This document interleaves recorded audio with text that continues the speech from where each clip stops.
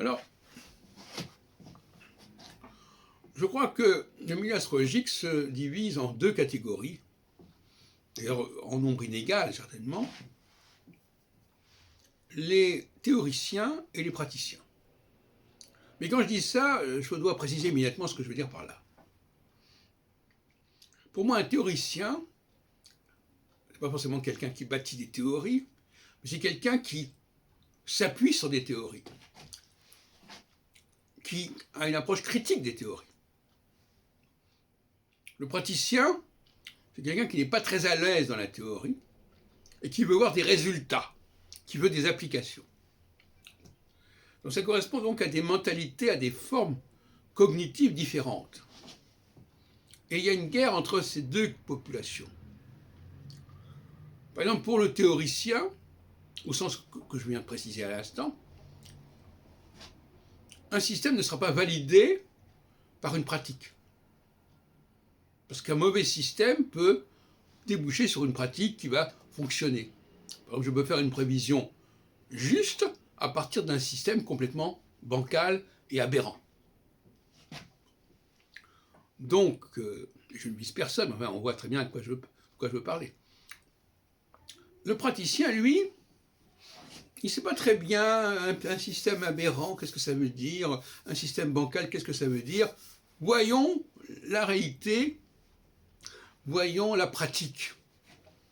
Et par conséquent, lui, le praticien, je dirais même le pauvre praticien, parce que pour moi, c'est un état quand même relativement subalterne, le praticien, comme il ne voit pas exactement, si vous voulez, il n'a pas une perception structurelle très puissante, il faut qu'il se rattache à ce qui se passe. C'est comme quelqu'un qui n'y connaîtrait rien en mécanique, qui dirait oui, ben d'accord, on va voir si ça marche. Hein, on va voir si ça roule ou ça ne roule pas. Voilà, il en est là, le praticien.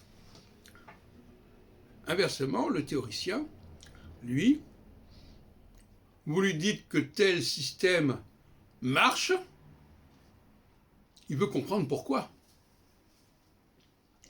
Il ne veut pas qu'on lui fasse prendre des vessies pour des lanternes. Il ne veut pas qu'on lui propose un système qui intellectuellement est complètement délirant, sous prétexte qu'il a donné des résultats. Quand on sait que les résultats, c'est les faits, c'est quelque chose de très abstrait, je dirais presque, pour employer une expression paradoxale, très discutable, très problématique. Donc là, nous avons un débat qui est un dialogue de sourds, quelque part. Parce que le praticien, lui, il n'a pas le choix. Il comprend rien au niveau de la théorie. Il ne sait pas ce que c'est qu'une bonne ou une mauvaise théorie. Donc lui, il va regarder les effets, les résultats. Il va tourner le bouton pour voir si ça marche ou ça ne marche pas.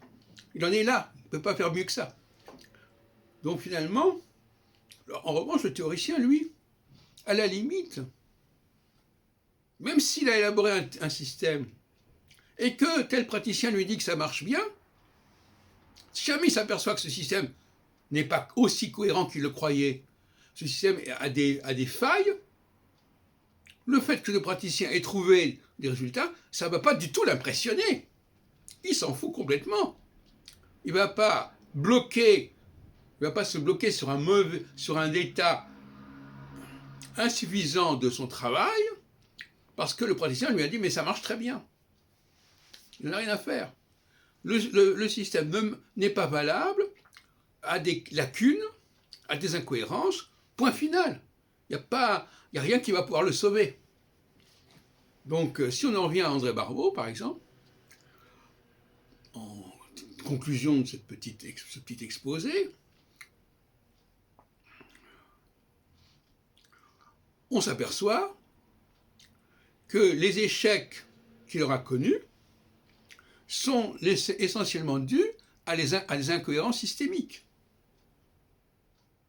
C'est-à-dire que, bon, et même si ça avait marché, ça n'aurait pas été plus concluant pour autant, d'ailleurs.